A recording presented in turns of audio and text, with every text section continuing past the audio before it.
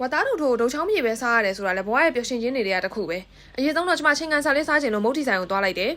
မုတ်ဖက်ရခိုင်တုတ်ကိုမှဆက်ဆက်လေးမှာထားလိုက်တယ်အဲ့ဒါနေမဲ့လားဆိုတော့မဟုတ်သေးဘူးမရွတ်တုတ်ကိုလည်းဆက်ဆက်လေးမှာထားတယ်မုတ်ဖက်တုတ်စားရင်လေဒီလိုဆက်ဆက်လေးစားလိုက်ရမှအရသာရှိတာအဆက်ပြေ royalty လေးလည်းတောက်မယ်ကိုကတော့ royalty ရဲ့28မြစ်တာလက်ဆောင်1 bottle free ပဲပေါက်ဖို့ပြင်မယ်တချို့တွေကတော့ရွှေဆွဲပြားတွေပေါက်နေကြပြီမုတ်တခုခုစားလိုက် royalty နဲ့တွဲတောက်တဲ့ကျမကတစ်နှစ်ရွှေပြားပေါက်ကိုပေါက်ရမယ်လို့တန်ထိတ်တန်ချထားတယ်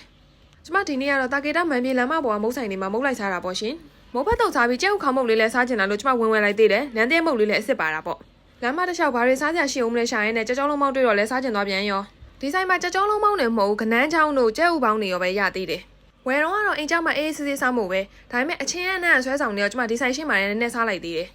ကျွဲကောသီးနဲ့ထောပတ်သီးလေးလည်းအိမ်အတွက်ဝယ်လိုက်သေးတယ်ထောပတ်သီးလေးကလည်းနည်းနည်းလေးချင်နေတယ်ပြီးတော့မန်ပြေလာမဘွားတစ်ချောင်း200တောင်ဝတ်သားတို့ထိုးလဲသွားစားလိုက်သေးတယ်စားထွက်တော့ကတော့မုတ်တစ်ခုတည်းစားမှုပဲဒါပေမဲ့ဒီလာမဘွားမုတ်ဆိုင်နေဟိုဆိုင်ဝင်စားဒီဆိုင်ဝင်စားနဲ့တော်တော်ဖိုက်တင်းသွားတာဖိုက်တင်းနေလို့မစားဘဲနေမလားဆိုတော့လည်းမဟုတ်သေးဘူးဝေဖာရုပ်တုတ်တွေ့တော့လဲဝင်လိုက်သေးတာအိမ်ပြန်လာရင်လည်းလမ်းမှာဘိုက်ချောင်သွားလို့အိမ်ရောက်တော့မှပဲကြောကြောလုံးမောင်းတွေကိုဆက်စားလိုက်တော့တယ်ဝေဖာရုပ်တုတ်ကိုတော့နောက်ဆုံးပိတ်ချိုတဲလိုက်တယ်စောင်းတိကြည့်ပေးလို့ကျေးဇူးပါဘိုင်